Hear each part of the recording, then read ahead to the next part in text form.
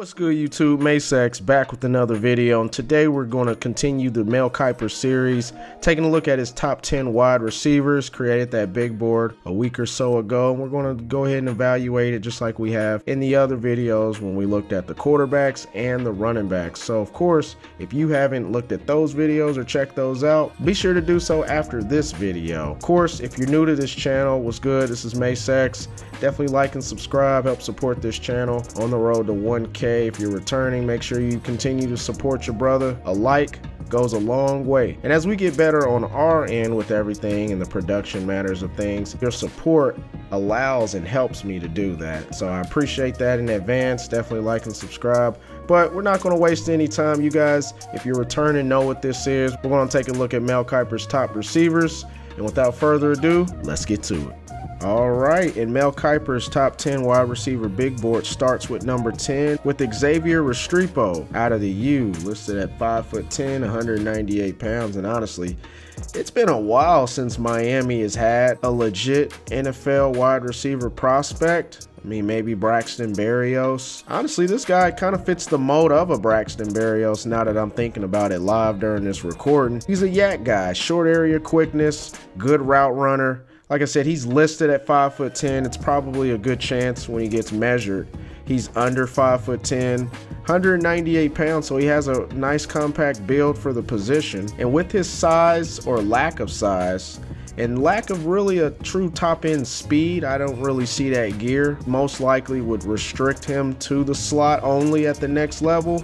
But I think that with his skill set and his craftsmanship, he's going to be a very dependable wide receiver if he's in the right system. I do feel he's a system-dependent player.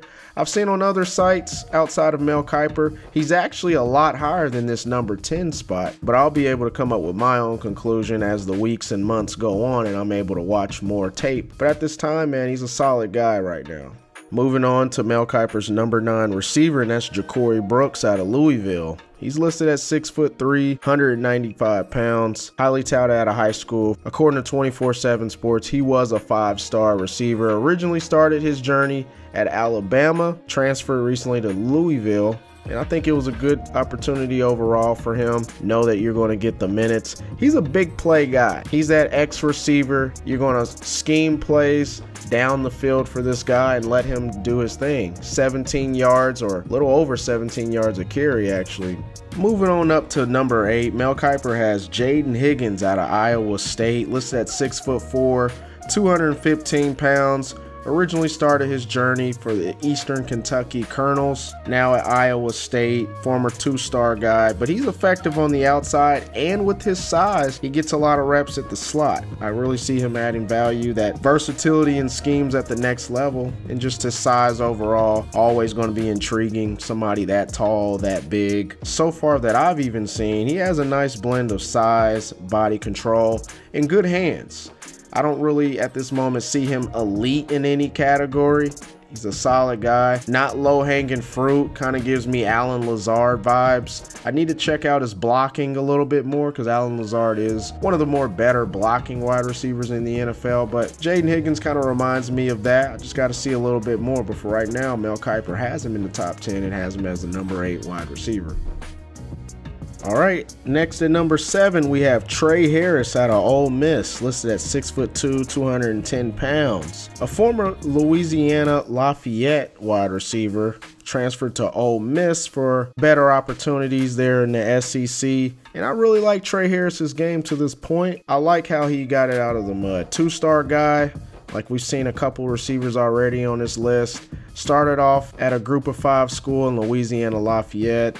Now in the SEC as the number 1 guy. He has that X receiver type skill set. I love his size, 6'2", 210 is what he's listed at. Kind of that Dez Bryant type of build. Really good catch radius. He's also a 50-50 type of guy. He's going to come down with a lot of those. And that's always going to make a best friend out of an NFL quarterback. He's really intriguing. And he's somebody at this point I'm really beginning to like. I got to watch a little bit more of this guy. And so I'm definitely going to follow the rest of his season. Next, we have at number 6, Jaylen Royals out of Utah State, listed at 6 foot, 205 pounds. And Jaylen Royals, another scrappy wide receiver that had to work his way up to the point to where he's at now. Started off his career 2021 at Georgia Military, had a good year and transferred now to Utah State. And Royals, I'll say, is the best receiver, one of the best players not in a Power 4. Last year in 2023, first team All-Mountain at the Utah State Combine Camp, 4.3 flat. Now, I don't personally see that type of speed on the field, so I am curious to see, assuming he does a pro day and or the NFL Combine early next year, if he's got that type of speed at his size, 6 foot 205. I mean, so I'm looking forward, now that he's on the map of Mel Kiper, I'm definitely going to dig into more of his film and make my own evaluation. But number 6 for a guy coming out of Utah State, he must really be impressing some folks. All right, we're now in Mel Kiper's top 5. And at number 5, we got Emeka Egbuka out of Ohio State. Definitely splashed on a national level as far as recognition 2 years ago as a true sophomore, playing opposite of Marvin Harrison Jr., who was a generational receiver. He definitely excelled in that role as the number 2 guy. And at the next level, coming out playing 4 years at Ohio State, I see him coming in with a really good floor. I don't see him as a bona fide number 1. I see him as a Z or a big slot. He has good size, good yards after the catch. He's really strong. Kind of has the Chris Godwin, Keenan Allen, though not as big as Keenan Allen, type of vibes and play style and skill set. It's rumored even with him as well that he ran a high 4.3 flat, 4.31, and you don't see that on the field. Had some hampering injuries last year in his true junior year, or he probably would have came out in last year's draft. But Emeka Egbuka, man, I think he's going to have a great NFL career, and he's a legitimate top 5 wide receiver prospect. Now we're chucking it up to number 4, and that's Isaiah Bond out of Texas, listed at 5'11", 180 pounds. Originally a wide receiver for Alabama, recently transferred to Texas. This guy probably the fastest player in the class, and not just receivers, but potentially the entire 2025 draft class. Stretcher, and I think his role in the NFL level will be as a field stretcher, but kind of like Xavier Worthy, he also made some plays in the short to intermediates. He's a yak guy. You get the ball, you want him to be in space. He's a dynamic playmaker, and a lot of scouts view him as not just a field stretching fast guy. They actually see him as a legit wide receiver. And honestly, for Mel Kiper to have him as a top 4 receiver in his class, he views him as a legitimate 1 or 2 at the wide receiver position. I don't think he's 5'11". He looks closer to 5'9" than he does 5'11". But he's a dynamic guy and a scary guy to plan for if you're a defensive coordinator. And he's a big reason why Texas is having the year that they're having right now, currently sitting at number 1. All right, we're in the top 3, the moment we all been waiting for it. And number 3, Mel Kiper has Ted McMillan out of Arizona, listed at 6'5", 212 pounds. If you watch some of my previous videos, especially preseason, Ted McMillan's been in a few of my videos already. Number 3 is kind of low for me, just to be honest, just to throw that out there. I've seen even mock drafts have him as the number 1 wide receiver, as a top 5 pick. Of course, so early, who knows? Ted McMillan, when you see his frame, he looks like a basketball player, leverages the smaller corners as if he's a basketball player. Probably the number 1 wide receiver in this class. He moves really well for somebody, I think, legitimately 6'5", can play in the slot. But I think he's going to be that Alpha X wide receiver at the next level. Good, comfortable hands. I want him to do a little bit better with the contested catches, and maybe that's with his frame. He's listed at 212, looks a little bit closer to about 203 to 205.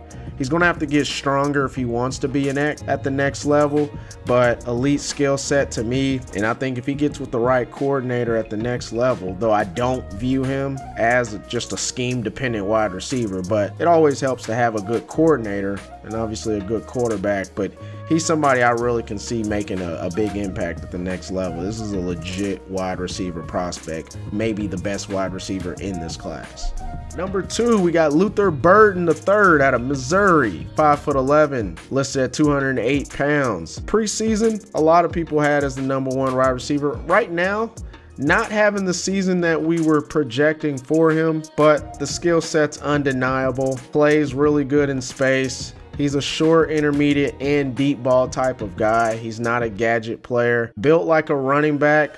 Has that running back mentality when the ball's in his hand, breaks a lot of tackles, maybe the most physical wide receiver in this class when the ball's in his hands. The easy comparison is going to be Deebo Samuel, so if you haven't already, get ready for a lot of the Deebo Samuel comparisons as we're going into the end of this season and then the off-season training for the combines leading up to the draft. He's going to have the Deebo Samuel comparisons, but I think he's a little bit more than Deebo Samuel, especially at the stage Deebo was coming out of college when it comes to route running and craftsmanship. Though he's not having the best junior year in the world, he's still a top 3 wide receiver, and I fully see him as a first-round pick once April comes around. And now number 1, Mel Kiper's number 1 wide receiver is none other than Travis Hunter out of Colorado. If you don't know by now, I mean, he's probably the best player in all of college football.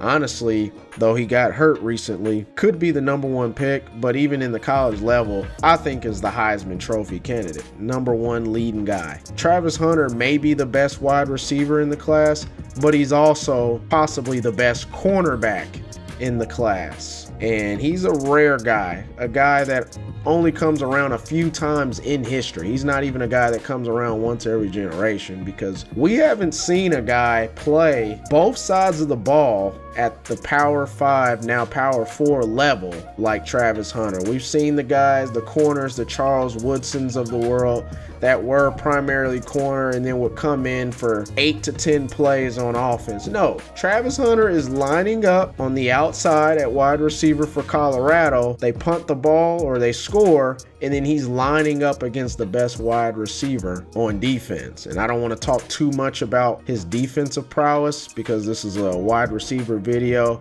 but his route running's pretty decent. It's not elite, but it's actually pretty good. Ultra reliable hands, has made some of the most spectacular catches that I've really ever seen, honestly. He's utilized in the red zone. He has elite speed. I fully expect him to run a 4.36 or faster. Vertical leap. I mean, he's the full package. I've never seen a player like Travis Hunter. He's the type of player you create on NCAA and play him on both sides of the ball. Travis Hunter is that special. That boy can flat out play some football. All right, there you have it. So the big board for Mel Kiper, his top 10.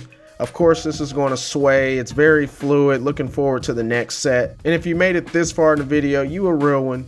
You really rocking with me. You know that watching these videos to the end definitely helps the analytics and helps this channel be spread to others. So I deeply appreciate that. If you haven't already, definitely like and subscribe this video. It really helps support the channel, and it allows me to put more back into the YouTube and continue to pump out videos just as this. But I'm gonna go ahead and let you guys go. I'm gonna get up out of here, and I'll see y'all in the next video. Cheers.